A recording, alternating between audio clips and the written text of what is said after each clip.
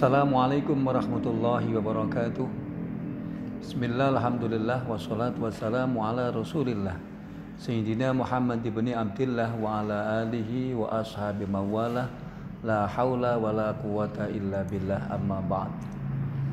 Para pemirsa yang dirahmati oleh Allah subhanahu wa ta'ala, mari kita kembali bersyukur kepada Allah yang telah melimpahkan rahmat nikmatnya sehingga pada pagi hari ini kita masih bisa melaksanakan tugas kita sebagai muslim, yakni berpuasa di bulan Ramadan. Mudah-mudahan seluruh rangkaian ibadah kita di Ramadan ini diterima oleh Allah subhanahu wa ta'ala. Pemirsa yang dirahmati oleh Allah subhanahu wa ta'ala, kalau kita pernah mendengar tentang 4 golongan yang dirindukan oleh surganya Allah subhanahu wa ta'ala, kali ini saya akan menjelaskan tentang 3 perbuatan manusia yang apabila dilakukan oleh manusia, maka Allah amat benci kepada manusia tersebut. Ada sebuah hadis Nabi Muhammad SAW yang diriwayatkan oleh Abu Hurairah. An Abi Hurairah radhiyallahu anna Nabiy sallallahu alaihi wasallam qol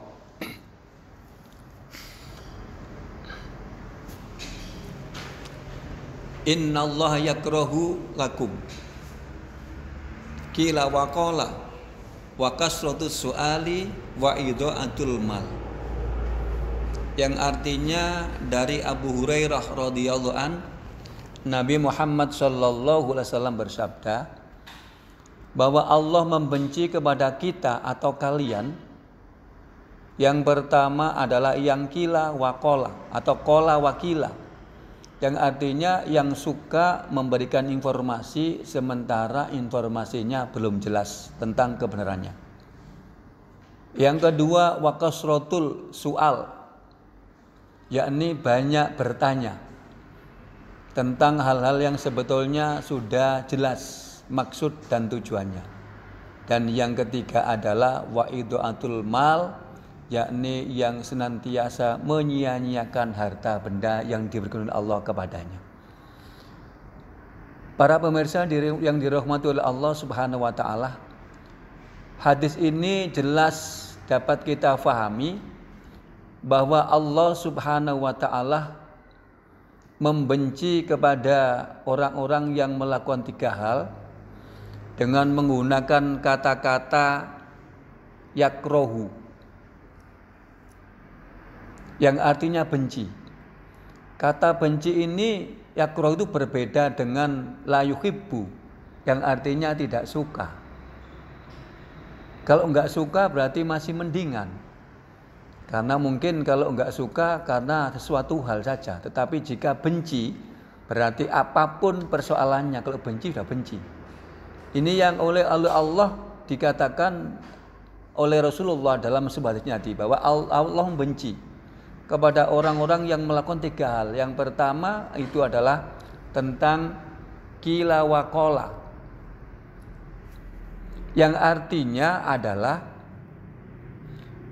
menyampaikan berita yang sebetulnya berita itu belum tentu kebenarannya, sementara yang menyampaikan berita itu tidak mau cross check lebih awal. Di era sekarang ini, era teknologi sekarang ini, dengan mudahnya kita menyampaikan berita kepada orang lain, bahkan tidak sekedar 1-2 orang, langsung ke seluruh dunia. Ini dengan mudahnya, dengan cepatnya nyampe kepada seluruh dunia ini. Tetapi sayangnya masih banyak orang yang sembrono, menyampaikan berita informasi yang sebetulnya tidak benar atau belum tentu kebenarannya. Ini yang oleh Allah subhanahu wa ta'ala sangat dibenci. Karena itu meskipun di era sekarang ini dengan mudahnya kita mendapatkan informasi, maka kami menghimbau kepada para pemirsa, jangan pernah sekali-kali kita menyampaikan berita yang sebetulnya belum tentu benar, karena itu akan menjadi fitnah buat orang yang diberitakan. Tidak hanya itu, berita itu nanti akan membuat dampak yang sangat jelek kepada semua orang. Apalagi beritanya berita miring tentang kejahatan seorang, padahal belum tentu kebenarannya. Allah Subhanahu wa taala berfirman dalam Al-Qur'an pada surat Al-Isra ayat 36 yang berbunyi a'udzubillahi minasyaitonirrajim bismillahirrahmanirrahim wala takfu ma laisa laka bi ilmun innas sam'a wal basara wal fuada kullu kana lahu mas'ul. Yang artinya bahwa janganlah kamu sekalian menyampaikan berita yang sebetulnya berita itu belum tentu kebenarannya. Nah, sungguhnya Allah Subhanahu wa taala menyampaikan dalam ayat ini bahwa pendengaran kita dan penglihatan kita serta hati kita ini nanti besok akan diminta pertanggungjawaban di hadapan Allah Subhanahu wa taala. Sehingga ini berbahaya buat kita manakala kita menyampaikan berita yang berita itu belum tentu benar adanya, karena nanti akan menjadikan fitnah buat yang diberitakan dan bisa menjadikan geger seluruh dunia.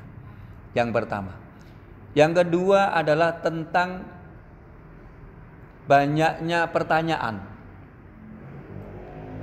Jika seandainya telah dijelaskan sesuatu baik dalam Al-Quran maupun dalam hadis Nabi Muhammad SAW ke suatu soal, maka jangan pernah menanyakan hal tersebut. Yang sesungguhnya jika kita banyak bertanya, maka justru akan bisa memberatkan diri kita sendiri. Sesuatu yang sudah jelas maknanya, yang jelas artinya dan tujuannya, maka dalam Islam tidak usah dipertanyakan lagi, apalagi dibahas lagi. Karena Allah sangat membenci hal tersebut. Para pemirsa yang dirahmati oleh Allah Subhanahu wa taala, kadang-kadang kita ini jadi manusia yang serba sok. Kepingin jadi orang yang dihargai orang lain, kemudian mencoba untuk mengangkat satu permasalahan. Padahal masalah itu sudah dengan jelas diterangkan oleh Allah adanya dan hukumnya, maka ini kata Allah sangat berbahaya karena Allah amat membencinya. Para pemirsa yang dirahmati oleh Allah Subhanahu wa taala. Kemudian hal yang ketiga, perbuatan manusia yang sangat dibenci oleh Allah Subhanahu wa taala adalah menyia-nyiakan harta benda yang diberikan oleh Allah kepadanya. Banyak orang yang kadang-kadang karena kebutuhan hidup dan tentunya kebutuhan yang tidak didasari atas kebutuhan belaka, tetapi kebutuhan yang didasarkan atas nafsu, maka kadang-kadang mereka menggunakan harta bendanya tidak tepat. Yang artinya harta bendanya tidak digunakan sesuai dengan perintah Allah atau bahkan melanggar aturan Allah. Ini kata Allah, Allah sangat membenci kepada orang tersebut. Karena apa? Kan sungguhnya di balik harta yang kita miliki, selain diperuntukkan untuk diri kita sendiri, di dalamnya juga ada hak-hak orang lain. Salah satunya adalah fakir, miskin. Wa ati dzal qurba haqqo wal miskin wa ibnis sabil wa la tubadzir tabdzira. Berikanlah hak-hak kepada orang yang lebih dekat dengan haknya. Artinya yang lebih berhak. Jangan kita gunakan harta benda kita ini untuk berfoya-foya, bermewah-mewahan, sementara tidak kita berikan haknya kepada orang-orang yang betul-betul milik haknya. Salah contoh, sekarang ini adalah Ramadan di pertengahan. Biasanya kalau pertengahan Ramadan kita, terutama para wanita, kita akan sibuk berbelanja. Sibuk berbelanja, bahkan sebetulnya sesuatu yang tidak kita butuhkan tetapi kita beli semuanya hanya untuk menyiapkan lebaran ke depan. Padahal kita tahu di luar sana masih banyak orang-orang yang membutuhkan. Kalau kita bisa beli satu baju dan cukup buat lebaran, kenapa harus beli 3 dan 5? Kalau membeli baju bisa seharga 200, kenapa kita harus membeli seharga yang 1 juta bahkan lebih?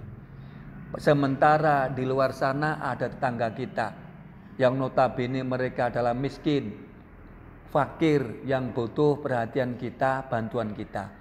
Maka jika itu yang kita lakukan, maka Allah amatlah benci kepada kita. Ingat kata Allah, kulu wasrobu wala tusrifu, innallaha la yuhibbul musrifin. Makan dan minumlah, tetapi harus dibatasi sesuai dengan kebutuhan. Dan jangan pernah kita melebihi batas, karena sesungguhnya Allah amat tidak senang dan tidak suka pada orang-orang yang bersifat pemboros atau menyia-nyiakan harta bendanya dan Allah. Pemirsa yang dirahmati oleh Allah Subhanahu wa taala, 3 hal ini manakala bisa kita jauhi, insya Allah hidup kita akan selamat.